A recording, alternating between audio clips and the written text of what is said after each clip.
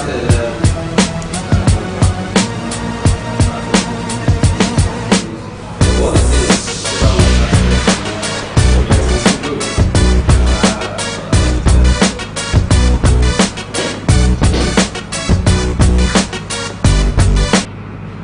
Okay, so everybody, good afternoon, good morning, good evening, wherever you're watching from. This is Objectv Media, and my name is Sowore.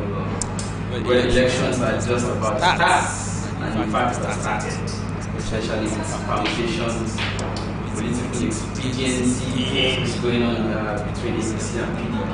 And while the new generation candidates are also saying, well, it's their time, that they have to do all sorts of things that they have to do to make sure that they keep house this cycle of people. Well, that's started to say. Well, we have been talking about so many things, especially also some of these new generation candidates and their parties merging or leasing, meeting together and doing all sorts of things. One of the younger new generation presidential candidates is Mr. Sowore of the Action Congress Party, AAC. And I'm live with him somewhere in Lagos today, and he's here to say something. They're just going to be chatting generally about the election and what they have been able to do so far, and what they still need to do.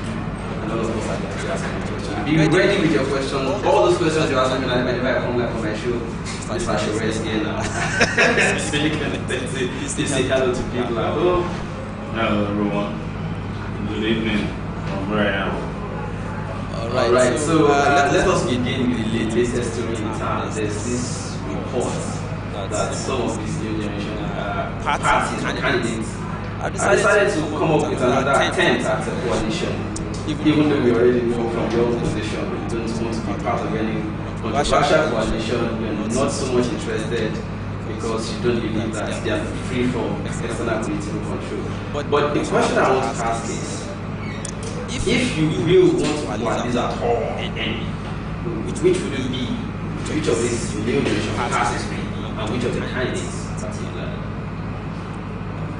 We already have a coalition. We already have a coalition of the oppressed, a coalition of the abandoned, a coalition of the unemployed, a coalition of Nigerians who are desirous of change, revolutionary change. There is no point seeking another coalition at this point. We can deal with alliances, we can deal with collaborations. When I started out, we started out as a movement that we were looking for political parties that could carry our aspirations to fusion. We couldn't find, that's why we went and registered a political party. Asking to join another coalition of political parties that existed before we formed our own probably will show that we were never serious in the first place. So there is no coalition necessary. What we are seeing out there is not a coalition conversation. It is conspiracy. Conspiracy is different from coalition. And the conspiracy started against us very early.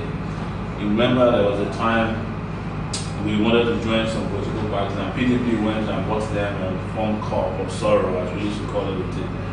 And it was likely to prevent us from finding a platform. Then someone was sent after us to make us join her party, only to find out later that she was already in bed with the PDP. And then after we set up our own political party, before we set up our own political party, they targeted us with the part, the survive part. The same people who said they have gotten a candidate from part are the same people who are now going back to another coalition. Already that coalition was resolved by part. Honestly, we are the target. What they want to say at the end of the day is that they are not campaigning, they are not going out there to meet voters, they are not meeting young people, old people, they are not going to markets, they are not going to religious places, they are not meeting people in their places of need or hours of need. But they want to turn around and say, oh, it's Sowore that did not allow us to have a coalition candidates, that is the thing. It will turn to a blackmail of sorts, But the truth is that we're very clear that we have always said that we don't have a lot in common with this guy. Their position on minimum wage is well known. They don't have a position. They don't have a position on restructuring that we know of. They don't have a position on health. They have no position on security. We've debated all these young people before in general debates and individual debates. We had meetings with them And I'm not condemning them, I'm just saying that we're different. And the similarities are not there for us to be excited about, and this is what we've always told people who ask for this compulsive coalition, because a lot of people are just wishing that we can have a coalition. But the question you should ask yourself is, where are these other younger candidates campaigning? You can't find any evidence of campaign. We did town hall meetings, we were showing it live, we did meetings, we did individual meetings, we went abroad, we went home, we went to swim in the river, we've been to see herdsmen, fishermen, we've seen pastors, we've seen traditional rulers. They're not doing that. They sit down in one corner and they're looking for endorsement, which in my view is not the kind of politics we're practicing. We already have lots of people. Our supporters, our members, combined together are bigger than several of the coalitions that are. So if anybody wants to join the coalition, they should come join us. And we will be open to it, but we'll also be very cautious about it so that we don't get infiltrated. So that is to say that there's none of them as we speak right now that can even excite you to say I'm not a coalition. We've already discussed this before. It's just to emphasize that. There's nothing to re-emphasize. We've always made it very clear. So there was a time that people were worried that maybe this Sowore cannot debate Kingsley. And then we had a TVC debate. It was clear to everybody that my position on a number of issues are different from Kingsley Moghalu. I'm just naming names now. The concerns that maybe Fela was a better speaker than Sowore, motivational speaker than. And then they've seen Fela and I, we went at collaboration. He spoke, I spoke. I think our positions are very clear. Fantastic speaker, but I can also express myself. And beyond that, there's history, there's pedigree. Look, what have these young people done in the past? When the country had military rule, you didn't fight. When we had occupied Nigeria, you didn't fight. When we had all kinds of issues that injustice against people, you didn't fight. I'm not saying that you have to be a fighter to be president. I'm just saying that is one consistent line I've always had, is that I stood for what I believe in, and for you to have me believe in you, you must have some consistency too. So nobody should be worried or be discouraged. The real coalition is us, and that's what is going to happen. I told the story severally about how we went to a meeting at Charlie Moore's house, and they were saying, the elders want to accept, they're looking for somebody they can accept. And they're saying Sowore is not acceptable to the elders. It's true. I don't want, if I gain the acceptance of the elders, so they'll start worrying about my sanity. We're talking about the political elders who destroy this country. So that's where I'm different.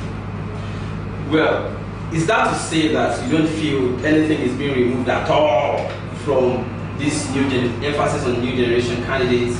If they isolate you and decide to go and merge, nothing is being removed at all. Let me break it down to you.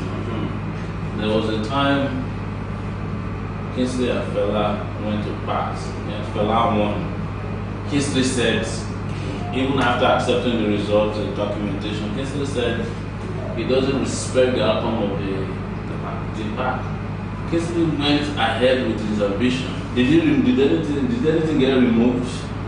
Definitely no, it was.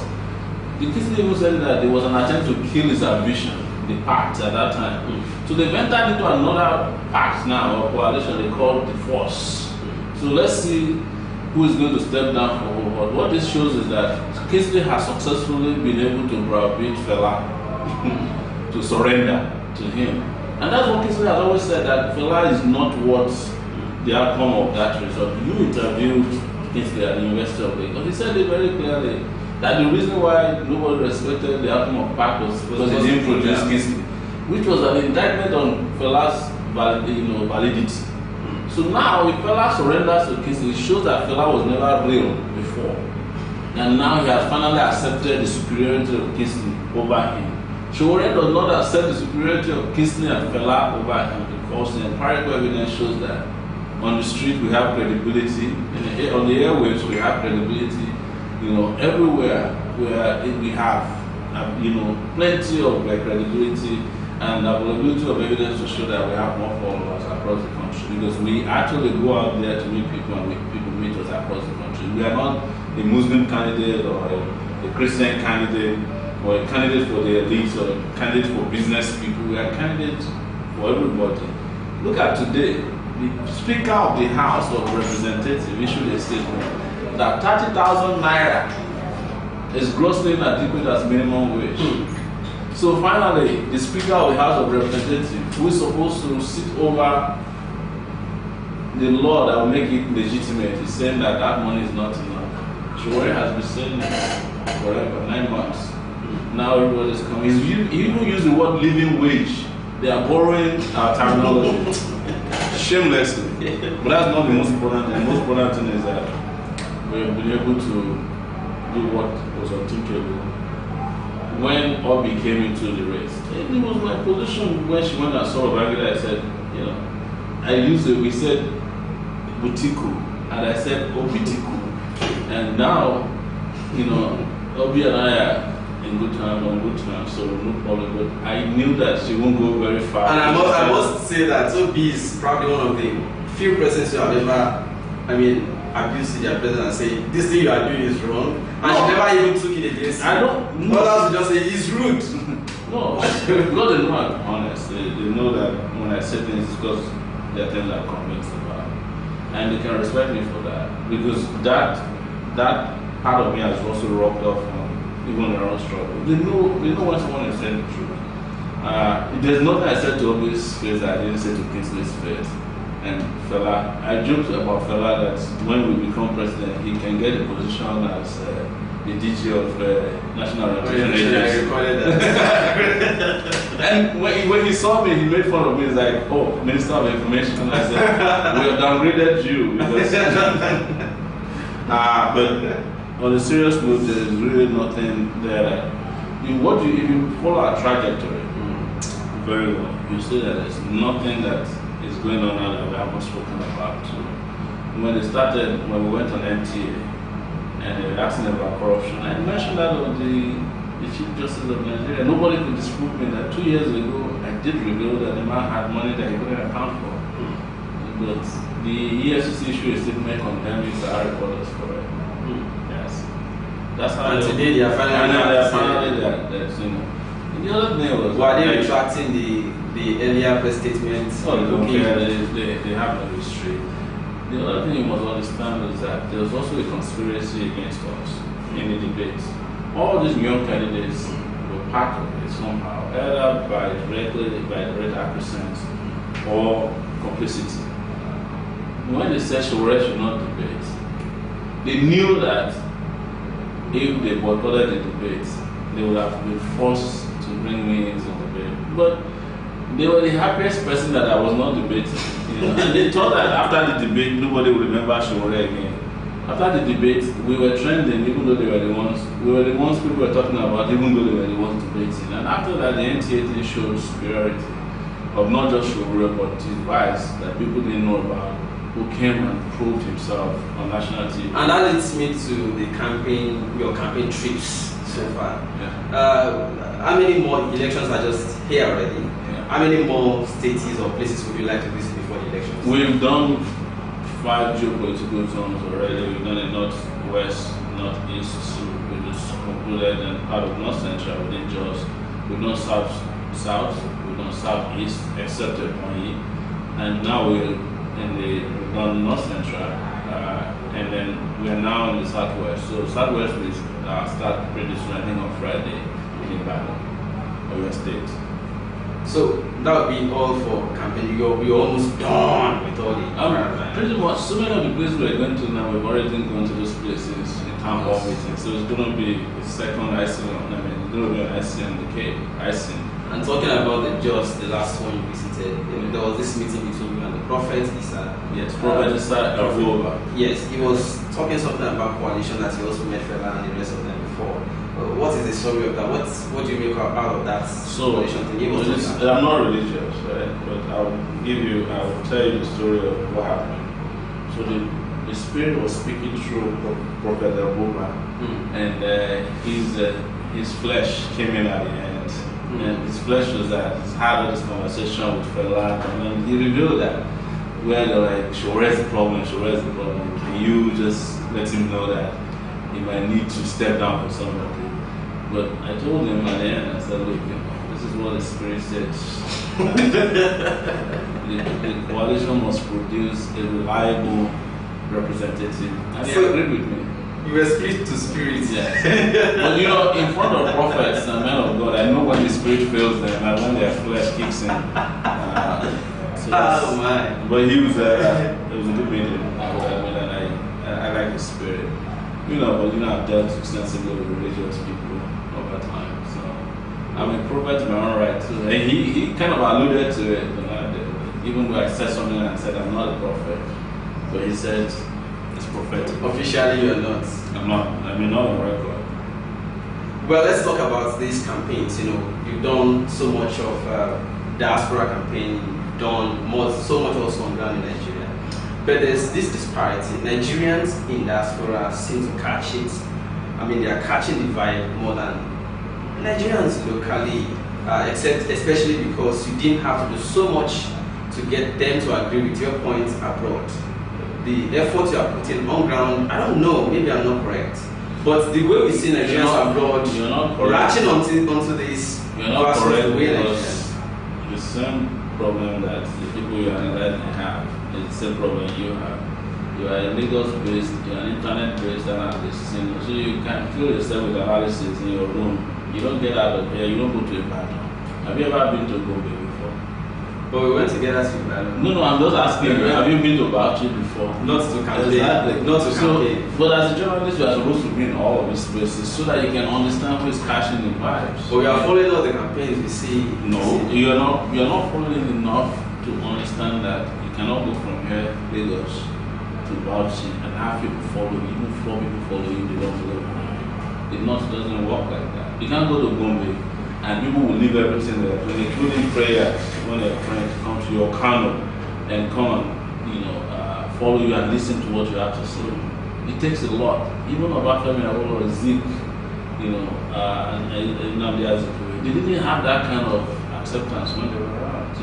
You could see there's a picture of Zik when he went to campaign somewhere and some people were holding the table for him. How many people do you think were there? Maybe like 12 people. Because that was how many people accepted their messages at that time. But there's no way we have been that we didn't have crowd followers and we didn't pay for this crowd. As opposed to the other big parties who will pay people, rallies are transactional, but the kind of rally we do is the one that go to meet people in their place of existence and business. So that's why you don't know how people are. But that was actually not my question. I was asking, you didn't have to put so much effort to convince people to abroad like you had to do here. People abroad have different characteristics from exactly. That's what I'm asking. So if you're abroad, if you're watching on your own computer, you have data because you watch your data. You pay once a month and it's cheap. You have electricity. All those objective conditions are working in favor. In Nigeria, the opposite is the case. But I'm just saying that regardless, if people are not convinced, we wouldn't be getting the kind of... That is not in doubt. Yeah. People are getting yes, the message is passing on to them. The percentage is unbelievably high. For a political party that is 5 months old, for a movement that is 9 months. I was the last person, apart from Obi, I was the last person to enter the presidential race. But our party, our candidature enjoys the most reach in Nigeria today. That is undeniable. If Nigerians in diaspora were to be voting, no doubt. They voted already. The one that I never will count in. If they were to be voting, you don't know because the elections are not. That's what I'm saying. You see, a lot of political calculations that will shock people in this election. You don't know that there are silent voters who are not out there, and that was what killed Hillary Clinton in the US. She took it for granted that because she was the loudest, that most people would vote for her. But a lot of people wanted to vote for Donald Trump. They didn't say it in public. Even if we ask them, they'll tell you they're voting for Hillary because it's the most politically correct thing to say. Because if you say you are voting for Trump, you are already labeled as a racist, And when it was time for voting, they voted for different candidates, and that's what is happening in this case. If you are monitoring the way people are talking, the way people are embracing their ideas, people are looking for a core alternative, and that's where our popularity comes from. And you cannot discountenance that. It used to be that people say to you, oh, if you don't go to the market women, forget it, you know. But when you look at even what INEC is, market women are smaller compared to students and youth. You know, maybe the portion that is market women is like 6 million voters. Students and youth 22 million voters. That tells you something about what might flip in this election. And you just have to watch out for it. But don't make any assumption except you have the critical evidence. But I'm saying this is your table or your laptop is not enough to conclude anything. You were reporting election with your laptop and in 2015. I'm just telling you, but you know that I also had people call me who they had a network. So your model is the model. Yeah. Anyway. Anyways, let's talk about when you started out, a lot of people began with criticism such as no structure, no this, no that. But now they're no longer talking about that. They have changed it to okay, let's look at the crowd following him. When APC and PDP have I'm just going to rephrase it this way now. When APC and PDP have their own show, like showbiz that they do, they have this crowd. Does it discourage you in any way? No. Look, what they did is they had a policy of popularizing people, made them poor, so that they can bring them to a stadium when they parachute and then wave at them with music and water and food, and then they walk away. There's no message there, no message in there. If they are sure that crowds can do it for them, they would have gone back now and relaxed. They won't need to remove the Chief Justice of Nigeria in the most unconstitutional way. They know that the relationship between them and the crowd is transactional. It's like, so it's the same crowd that went to APC rallies that are going to that of PDP when they come to town. Usually. Yes, that's the way it works. It's the job of poor people to go to rallies, but they made them poor. So that cannot determine the outcome of the election. That much I can tell you this now. They don't have any structures, I say it all the time. They have retail outlets for conducting political transactions. And they're like ShopRites of intimidation, bribery, corruption, and then indoctrination. I don't even see indoctrination in it because there's no logic and there is no substance to what they are preaching. There's nobody who convinces anybody with an APC agenda or APC manifesto. So I think one of your cameras just a second. It's working actually, but I just want to check. People are complaining about the noise of the generator, so I want to see what I can do quickly. And tell them we are running this from Lagos. 1 second, people, will be back shortly and still live.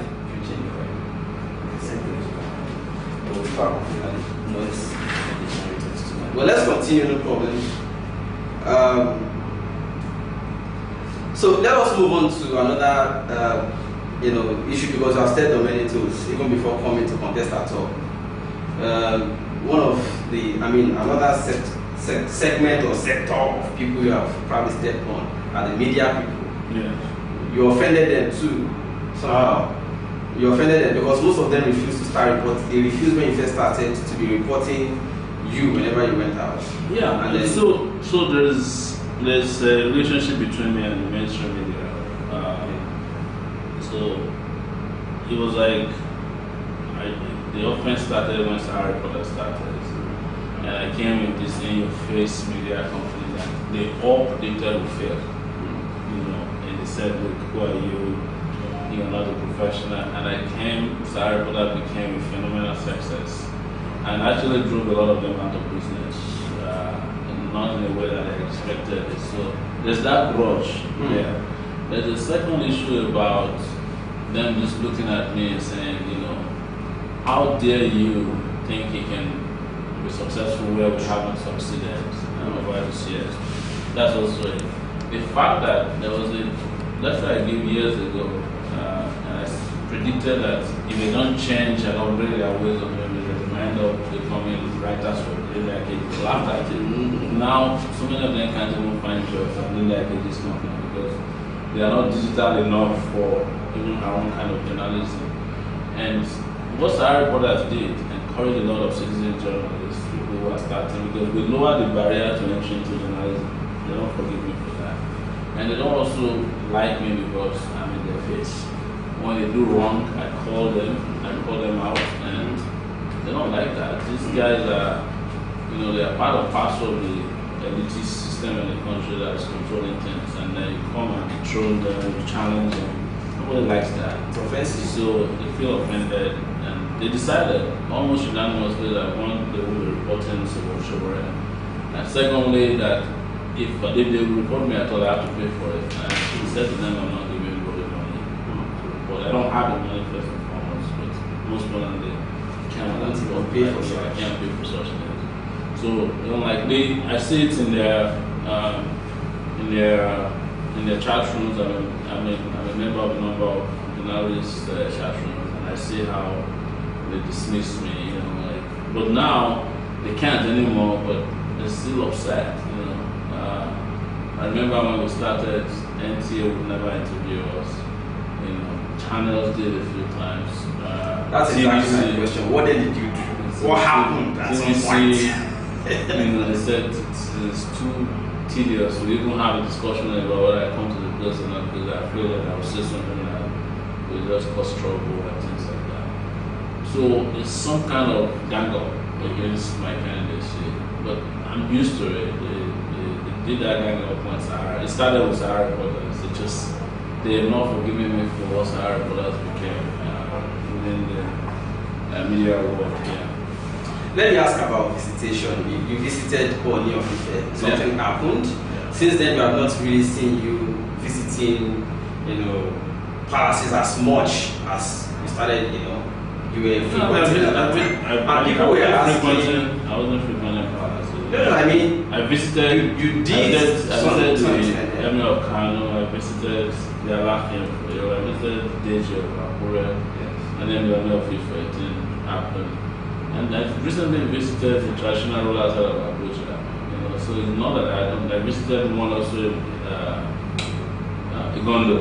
So I still visit palaces, but to be honest with you, it takes too much work to visit the traditional ruler.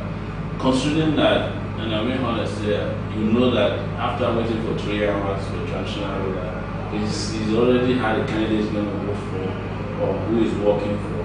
It's sheer waste of time. I consider it to be, and I prefer to visit the people.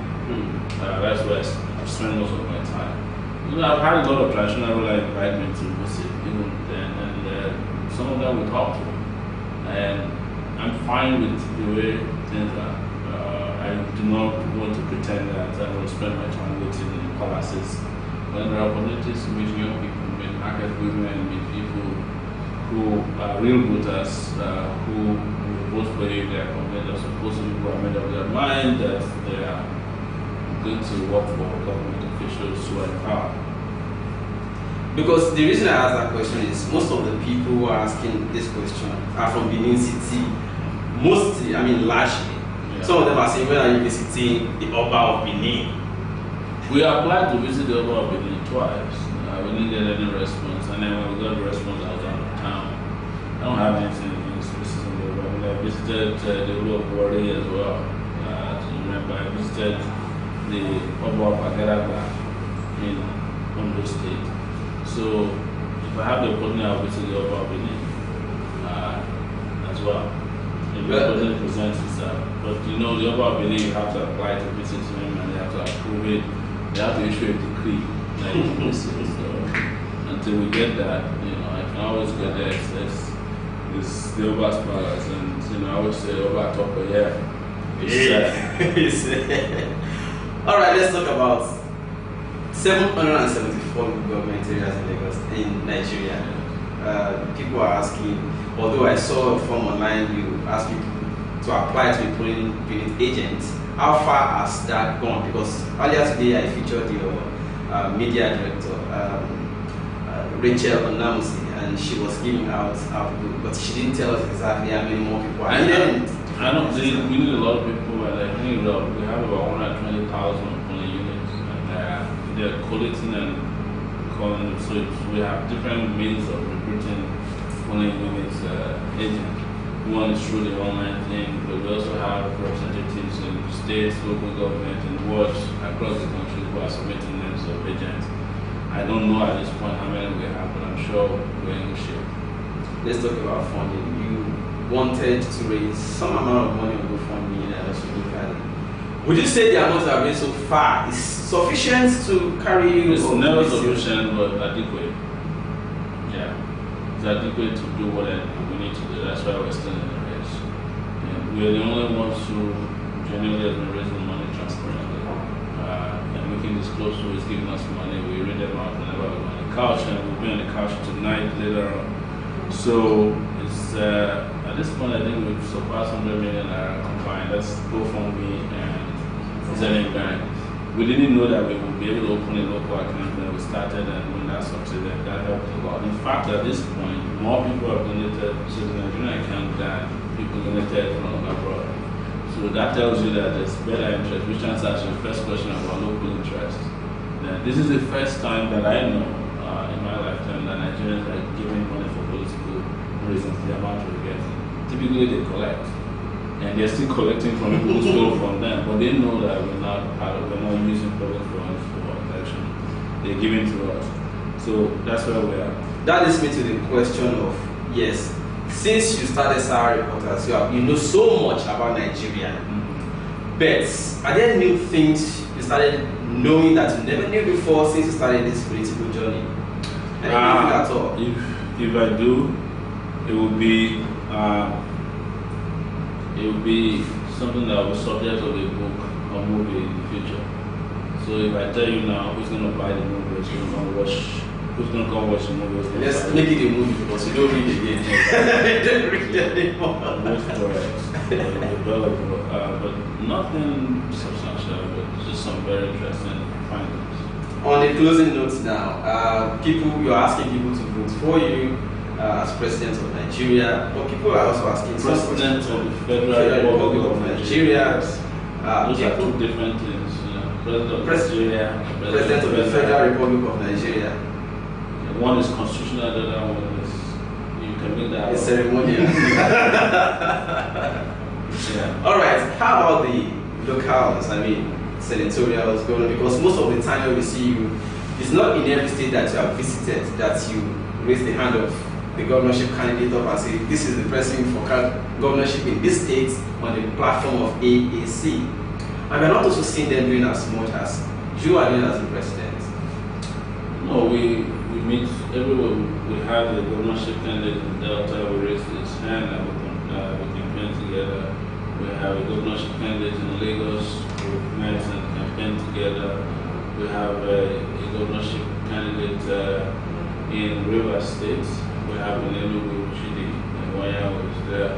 We have in Adamawa, and we have a number of senatorial candidates. We have House of Rep members who are contesting. Perhaps that you haven't seen me raising up hands because that's not our style. We're not the flag waving person. Maybe it's also reduce, yes, so that we also reduce the errors. So that the president doesn't hand over to another presidential candidate. That's in a lighter mode, but everybody is doing whatever they can. We're a new party, we're younger, we're more compact than the behemoth bureaucratic parties that we're used to. We do things differently, mostly digitally. And one last thing to Nigerians, Jew and then Namak once. Then Nigerians in the camera. But what would you like them to do as the elections are? Trust me, it sounds redundant to keep repeating this, and I think people know what to do. The people who are following us, people who are likely watching this know what to do. They're doing what they need to do. I can only thank them. I can't thank you enough from the bottom of my heart. Now, you've been way more than I can even imagine that they've been doing. So, a lot of people have lost faith even in a pan-Nigerian, embrace of any idea. Everybody until we came on board, and you're seeing Hausa, Igbo, Yoruba, we're seeing young people, old people all coming together, and they meet me and they say, I'm voting for you. And most importantly, you're seeing a convergence of Nigerians abroad and at home agreeing on the same thing and having a lot of decisions around how they want the future to run. This is something that is amazing. I don't need to give people instruction. I have a feeling they know what to do. You said something just now that reminded me, and I'm sorry to add, I'm supposed to round off now. You made a statement in the past where you said that the job people, that Ondo people, your part of the state especially was part of Ijo or something, not necessarily Yoruba, and that. But if you are going to win election, at least let's start from your state. You are certain about your state, not divided against you. No, what I did was telling people my origin. That's not it. I don't think anybody would have an ethnic reason in which to look at me. I'm the least ethnic candidate. People are confused about where I come from because I don't present myself as an ethnic champion. I'm not. But when people ask me where are you from, I tell them I'm Ijo boy in Ondo State. So that nobody thinks, oh, you're lying. But I speak Yoruba. I'm a Yoruba speaking Ijo person. I don't understand the word of Ijo. I speak Yoruba, and I grew up mostly as a Yoruba person, not as an Ijo person. But when it comes to my origin, that's where I'm from, in Ondo State. So there's no confusion about that. So you are clearing Ondo State. I'm Ondo State. I'm a human being, that's most important thing. That's most important thing. Yeah. Because a lot of people are confused. There are people who have even said, oh, maybe you have abandoned your Nigerian citizenship, you're not American. I said, no, I'm a Nigerian. I carry a Nigerian passport. And I know what I mean. The Nigerian passport is the heaviest passport in the world. It carries a lot of weights, mostly negative weights. So a lot of body negative, dead weights. We're about to change that. Alright, thank you everybody. It's a wrap now, and that's just Sowore. It's been a fantastic time. I'm not able to read all your questions now, especially for those of you who are watching on Facebook, because we are having terrible time with the Facebook streamer there. But for those of you that are on YouTube,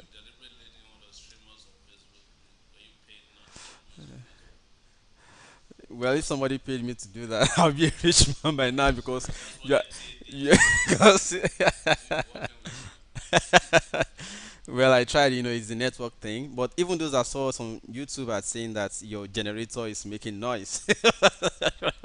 All right, thank you, everybody. It's been a very fantastic time. I'll see you again tonight if I get home in time. So thank you so much. And Mr. Omoyele Sowore will also be live on his couch. So watch out for him. And all right. Thank you so much, and it's a wrap for now. Until then, sign out, signature as always. Keep talking about the things that matter. My name is Shegun Olo. Peace out.